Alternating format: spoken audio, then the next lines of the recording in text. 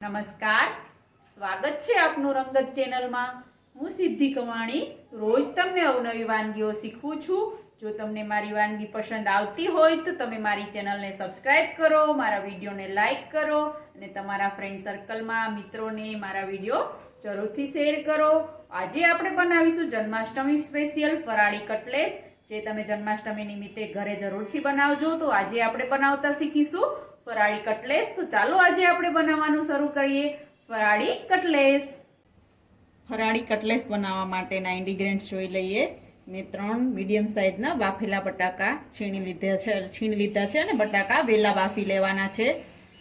તપકીર, સિંગોડાનો લોટ અથવા આરા લોટ તમે જે બી કહેતા હોય એ અડધી વાટકી લીધો છે। અડધી વાટકી રાજગરાનો લોટ, અડધા લીંબુનો રસ લીધો છે, અડધી વાટકી કોપરાનો છીણ, 1 મોટી ચમચી વરિયાળીનો પાવડર, તજ લવિંગનો પાવડર 1 ચમચી, 1 ચમચી મરી પાવડર, 1 ચમચી સફેદ તલ, 1 ચમચી ફરાળી નમક, 1 ચમચી ખાંડ, અડધી વાટકી ઝીણી સમારેલી કોથમીર, 2 મોટી ચમચી આદુ મરચાંની પેસ્ટ અને 1 વાટકી શેકેલા સિંગદાણાનો ભૂક્કો લીધો છે। તો ચાલો હવે બનાવવાનું શરૂ કરીએ આપણે ફરાળી કટલેસ। ફરાળી કટલેસ બનાવવા માટે આપણે હવે એક બાઉલ લેશું।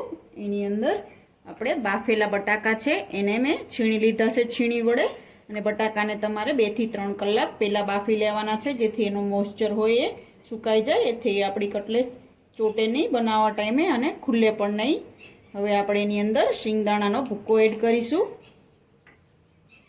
કોપરાનું છીણ એડ કરીશું, દળેલો રાજગરાનો લોટ એડ કરીશું, જેથી એકદમ કટલેસનું બાઇન્ડિંગ મસ્ત બને, જેથી કટલેસ ખુલે નહીં બનાવવામાં, અને તળતી વખતે પણ ઝીણી સમારેલી કોથમીર એડ કરીશું, 1 ચમચી ખાંડ એડ કરીશું, ફરાળી નમક એડ કરીશું, વરિયાળીનો અધકચરી વાટેલો ભૂક્કો એડ કરીશું, આદુ મરચાંની પેસ્ટ એડ કરીશું, સફેદ તલ એડ કરીશું, તજ લવિંગનો પાવડર એડ કરીશું અને મરી પાવડર એડ કરીશું, અને લાસ્ટમાં આપણે લીંબુનો રસ એડ કરી અને બધું બરાબર મિક્સ કરી લેવાનું છે। મિક્સ કરતી વખતે તમને જો આપણું મિશ્રણ ઢીલું લાગે તો તમે તપકીર એમાં એડ કરી, તપકીર અથવા આરા લોટ કે સિંગોડાનો લોટ જે બી તમને અવેલેબલ હોય એ તમે એડ કરી અને એકદમ હાથમાં કટલેસ બને એવું મિશ્રણ બનાવવાનું છે। તો બધું પ્રોપર મિક્સ થાય પછી એવું લાગે કે હજુ મિશ્રણ થોડું ઢીલું છે તો આપણે એની અંદર તપકીરનો લોટ એડ કરી અને કઠણ એકદમ બાઇન્ડિંગ મિશ્રણ બનાવી લેશું, તો જેથી કટલેસ ખુલે પણ નહીં અને વ્યવસ્થિત શેપ બની જાય। તો હવે આપણે મિશ્રણની અંદર થોડો તપકીર અથવા સિંગોડાનો લોટ જે બી અવેલેબલ હોય, તમને જે બી મળતો હોય એ લઈ તમે વાપરી શકો છો। એ કોઈ પણ પ્રોવિઝન સ્ટોરમાં તમને મળી શકે છે। તમારે ત્યાં તમે જે બી કહેતા હોય તે જઈ તમે દુકાન પર માંગો એટલે તમને આપશે। તપકીર કહો તો તપકીર, સિંગોડાનો લોટ કહો તો સિંગોડાનો લોટ, આરા લોટ કહો તો આરા લોટ, બધું એક જ કહેવાય, પણ તમને જે અવેલેબલ હોય એ તમે લઈને વાપરી શકો છો। હજુ આપણને થોડું ઢીલું લાગે છે તો આપણે હજુ એની અંદર 1 ચમચી પાછો તપકીરનો લોટ એડ કરી અને મિક્સ કરી લઈશું, ને પછી આપણે બધી જ કટલેસ બીબા વડે બનાવી લેશું। તમે જોઈ શકો છો આપણું કટલેસનું મિશ્રણ રેડી થઈ ગયું છે। તો હવે આપણે બધી જ કટલેસ બનાવી લેશું। હવે આપણે કટલેસ બનાવીશું। કટલેસનું મોલ્ડ લઈને હાર્ડ શેપનું આવી રીતના, જો તમારી પાસે ના હોય તો તમે કોઈ પણ શેપની બનાવી શકો છો, પણ કટલેસ હાર્ડ શેપમાં જ હોય છે। એટલે હવે આપણે આ મોલ્ડની અંદર ઓઇલ લગાવી, હાથમાં ઓઇલ લગાવી અને કટલેસ બનાવીશું। આવી રીતે બધી જ ડીશમાં આવી રીતે મોલ્ડ રાખી એમાં મસાલો ભરી આપણું મિશ્રણ, અને પછી બધી કટલેસ આપણે વારાફરતી બનાવીશું આવી રીતે।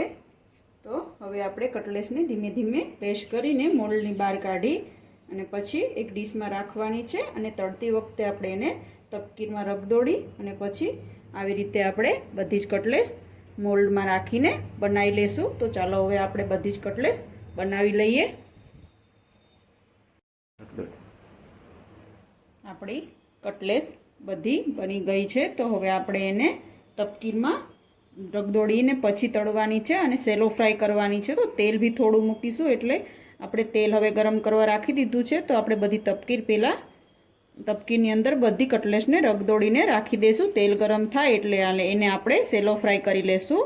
તો આવી રીતે બધી જ તપકીરને બધી સાઈડ બધી જ કટલેસને બધી સાઈડ તપકીરનો લોટ લાગી જાય આવી રીતે સિંગોડાનો લોટ એ રીતે રગદોળી લેવાની છે.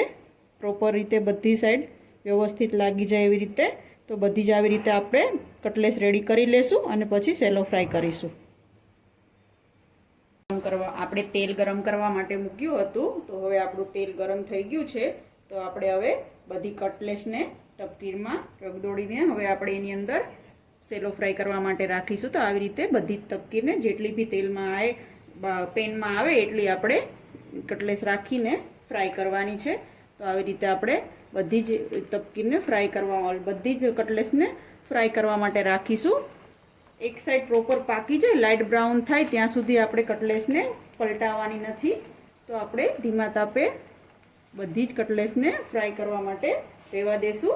હવે આપણી કટલેસ ફ્રાય થાય ત્યાં સુધી આપણે ગેસની ફ્લેમ મીડિયમ રાખીને ફ્રાય કરવાની છે. જો તમને મારી આ રેસીપી ગમી હોય તો તમે મારી ચેનલને સબસ્ક્રાઈબ કરો, મારા વિડીયોને લાઇક કરો અને તમારા ફ્રેન્ડ સર્કલમાં મારા વિડીયો જરૂરથી શેર કરો. અને તમે પણ આ રેસીપી ઘરે ટ્રાય કરો અને તમારી રેસીપી કેવી બની તે કમેન્ટ બોક્સમાં મને જણાવજો. તો ચાલો આપણી આ બધી કટલેસ આપણે હવે મીડિયમ ગેસની ફ્લેમ રાખીને તળી લઈએ. એક સાઈડ તળાય એટલે પછી આપણે બીજી સાઈડ લાઇટ બ્રાઉન થાય ત્યાં સુધી તળવાની છે. આપણી ફરાળી કટલેસ એક સાઈડથી લાઇટ બ્રાઉન થઈને પાકી ગઈ છે. તો હવે આપણે આ બધી કટલેસને પલટાવીને બીજી સાઈડ બ્રાઉન થાય ત્યાં સુધી પકવવા માટે રાખીશું. તમે જોઈ શકો છો મસ્ત લાઇટ બ્રાઉન થઈને એક સાઈડ આપણી કટલેસ પાકી ગઈ છે. તો હવે આપણે બીજી સાઈડ બ્રાઉન થાય ત્યાં સુધી ધીમા તાપે આપણે બધી કટલેસ પકાવી લેશું. પછી આપણે એને સર્વિંગ માટે પ્લેટમાં કાઢી લેશું. આપણી કટલેસ તળાઈને રેડી થઈ ગઈ છે. તો હવે આપણે પ્લેટમાં કાઢી એને ખજૂર આંબલીની મીઠી ચટણી સાથે યા તીખી ચટણી ગ્રીન ચટણી કોઈ બી સાથે તમે સર્વ કરી શકો છો. તો હવે આપણે બધી જ કટલેસને ડીશમાં નીકાળી અને સર્વ કરવા માટે લઈ લેશું.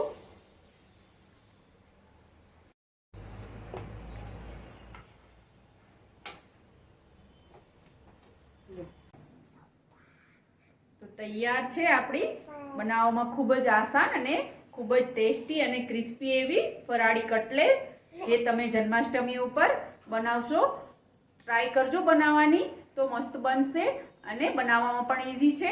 જો તમને મારી આ રેસીપી ગમી હોય તો તમે મારી ચેનલને સબસ્ક્રાઈબ કરો, મારા વિડીયોને લાઇક કરો અને તમારા મિત્રોને મારા વિડીયો જરૂરથી શેર કરો. આ રોજ આવી અવનવી વાનગીઓ જોવા માટે જોતા રહો રંગત ચેનલ. Thanks for watching.